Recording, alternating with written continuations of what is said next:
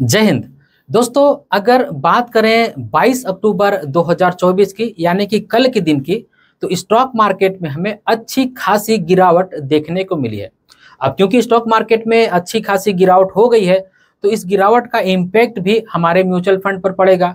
तो अब हम ये जानने की कोशिश करेंगे कि हमारे म्यूचुअल फंड पर इस गिरावट से कितना इम्पैक्ट पड़ा है।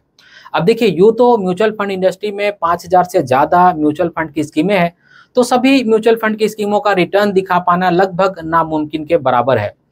तो मैं आज की वीडियो में मेजर 3 कैटेगरी के, जैसे flexi cap fund, mid cap fund और स्मॉल कैप फंड, इन 3 कैटेगरी का रिटर्न दिखाऊंगा।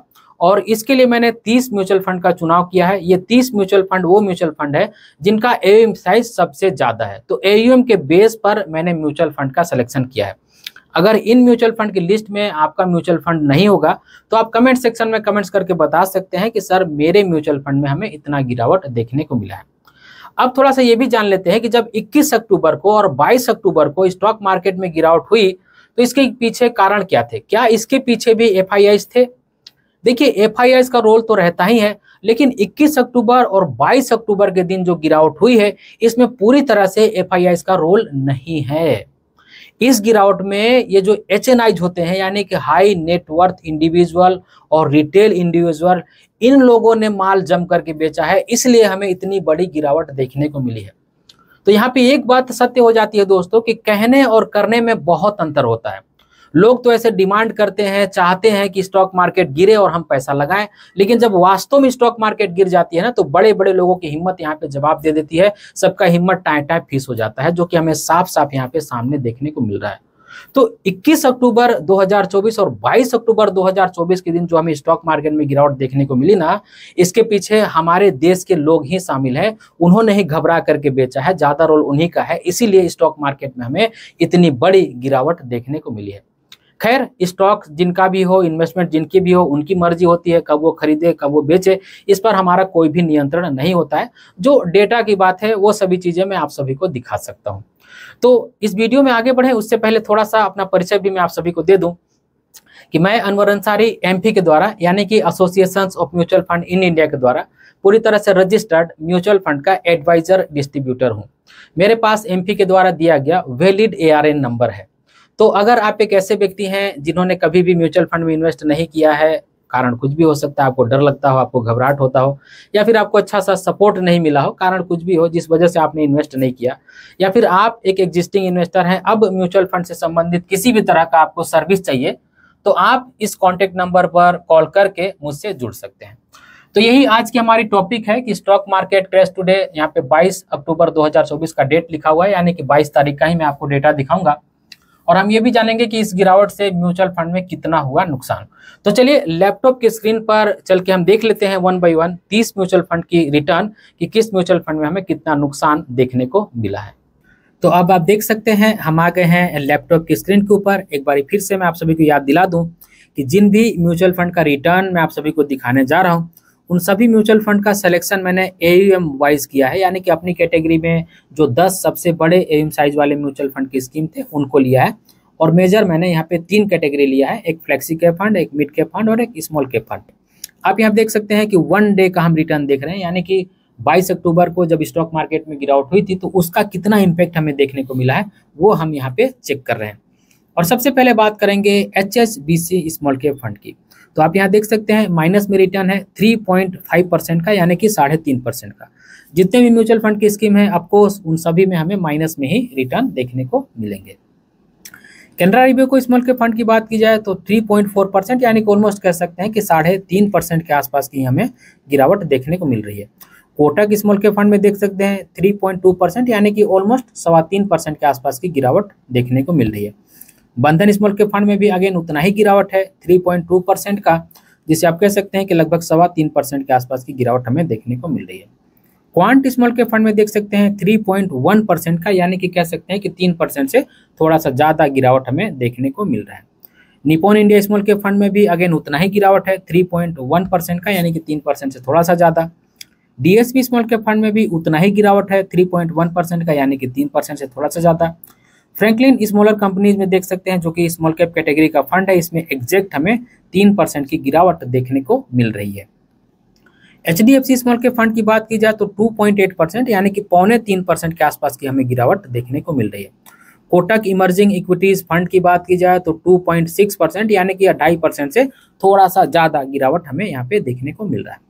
एक्सिस स्मॉल कैप फंड देख सकते हैं, यहाँ पे भी अगेन 2.6% की गिरावट है यानी कि 2.5% से थोड़ा सा ज़्यादा गिरावट है। DSP स्मॉल कैप फंड में देख सकते हैं 2.4% यानी कि 2.5% से थोड़ा सा कम गिरावट है। SBI स्मॉल कैप फंड में देख सकते हैं 2.4% यानी कि 2.5% से हमें थोड़ा सा कम ही गिरावट देखने को मिल रहा है। निपॉन इंडिया ग्रोथ फंड की बात की जाए तो 2.4% अगेन 2.5% से थोड़ा सा कम ही गिरावट हमें इस फंड में देखने को मिल रहा है। HDFC mid cap opportunities fund में देख सकते हैं 2.3% यानी कि ऑलमोस्ट कह सकते हैं कि 2.25% के आसपास की गिरावट हमें देखने को मिल रही है। Mirae asset mid cap fund की बात की जाए तो 2.2% यानी कि ऑलमोस्ट 2.25% के आसपास की गिरावट हमें देखने को मिल रही है। सुंदरम मिड कैप फंड देख सकते हैं अगेन यहाँ पे 2.2% यानी कि ऑलमोस्ट 2.25% के आसपास की गिरावट हमें देखने को मिल रही है। Motilal Oswal flexi cap fund देख सकते हैं 2.1% यानी कि आप कह सकते हैं कि 2% से थोड़ा सा ज़्यादा हमें गिरावट देखने को मिल रहा है। एक्सिस मिड कैप फंड देख सकते हैं 2.1% यानी कि 2% से थोड़ा सा ज़्यादा हमें गिरावट देखने को मिल रहा है। Motilal Oswal mid cap fund देख सकते हैं एग्जैक्ट यहाँ पे हमें 2% की गिरावट देखने को मिल रही है। फ्रैंकलिन इंडिया प्राइमा फंड में देख सकते हैं एग्जैक्ट यहाँ पे भी हमें 2% की ही गिरावट देखने को मिल रही है। कोटक फ्लेक्सी कैप फंड की बात की जाए तो 1.9% यानी कि ऑलमोस्ट कह सकते हैं कि 2% के आसपास की गिरावट हमें देखने को मिल रही है। ICICI prudential flexi cap fund में देख सकते हैं 1.8%, तो आप कह सकते हैं कि ऑलमोस्ट 2.25% के आसपास की गिरावट हमें देखने को मिल रही है। और सिमिलर गिरावट हमें SBI फ्लेक्सी कैप फंड में भी देखने को मिल रही है 1.8%, जिसको हम कह सकते हैं कि लगभग 2.25% की गिरावट है। SBI magnum mid cap fund में देख सकते हैं 1.6%, तो आप कह सकते हैं कि 1.5% से थोड़ा सा ज़्यादा गिरावट हमें देखने को मिल रहा है। एक्सिस फ्लेक्सी कैप फंड में एग्जैक्ट उतना ही गिरावट है 1.6% यानी कि 1.5% से थोड़ा सा ज़्यादा। और आदित्य बिरला सन लाइफ फ्लेक्सी कैप फंड की बात की जाए तो यहाँ पे भी 1.6% यानी कि 1.5% से थोड़ा सा ज़्यादा। Franklin India flexi cap fund में देख सकते हैं 1.5% यानी कि एग्जैक्ट 1.5% की गिरावट हमें देखने को मिल रही है। कैनरा रिवेको फ्लेक्सी कैप फंड में भी देख सकते हैं 1.4%, तो अप्रोक्सीमेट मानकर चला जाए कि 1.5% की ही गिरावट यहाँ पे भी हमें देखने को मिल रही है। UTI फ्लेक्सी कैप फंड में भी एग्जैक्ट उतना ही गिरावट है 1.4%, तो इसको भी कहा जा सकता है कि ऑलमोस्ट 1.5% के आसपास की गिरावट हमें देखने को मिल रही है। HDFC फ्लेक्सी कैप फंड में भी देख सकते हैं 1.2% की गिरावट यानी कि ऑलमोस्ट कह सकते हैं कि 1.25% के आसपास की गिरावट हमें यहाँ पे देखने को मिल रही है। और सबसे कम गिरावट फ्लेक्सी कैप फंड की कैटेगरी में अगर हम AUM वाइज देखें तो पराग पारिक फ्लेक्सी कैप फंड में है 0.8% यानी कि 0.25% के आसपास की गिरावट हमें देखने को मिल रही है। पराग पारिक फ्लेक्सी कैप फंड में हमें डाउन साइड प्रोटेक्शन बहुत अच्छा मिल जाता है, इसीलिए हमें यहाँ पे रिलेटिवली अलग और जो फ्लेक्सी कैप फंड है उनसे थोड़ा सा कम गिरावट देखने को मिल रही है। तो ये वो 30 फंड है दोस्तों जिनके बारे में मैंने आप सभी को बताया। आप देख सकते हैं आपको स्मॉल कैप फंड में हमें थोड़ा सा ज़्यादा गिरावट देखने को मिल रहा है, वहीं पे मिड कैप फंड में थोड़ा सा कम और फ्लेक्सी कैप फंड में थोड़ा सा उससे और कम हमें गिरावट देखने को मिल रही है। अगेन बोल दूं कि अगर इन फंड में आपका फंड शामिल नहीं है तो आप कमेंट सेक्शन में लिख करके बताइए कि आपके पास कौन सा फंड है और उसमें कितनी गिरावट देखने को मिली है। तो आज की इस वीडियो में बस इतना ही। उम्मीद करता हूँ आज की वीडियो आप सभी को अच्छी लगी होगी। अगर आज की वीडियो आप सभी को अच्छी लगी है तो इस वीडियो को एक लाइक जरूर कर दीजिएगा और इसी तरह की वीडियो देखने के लिए चैनल को सब्सक्राइब कर लीजिएगा और इस वीडियो को अपने फ्रेंड और फैमिली के बीच जरूर से शेयर कीजिएगा ताकि वो भी अवेयर हो जाएं, ताकि वो भी जान जाएं कि किस म्यूचुअल फंड में हमें कितना नुकसान देखने को मिला है।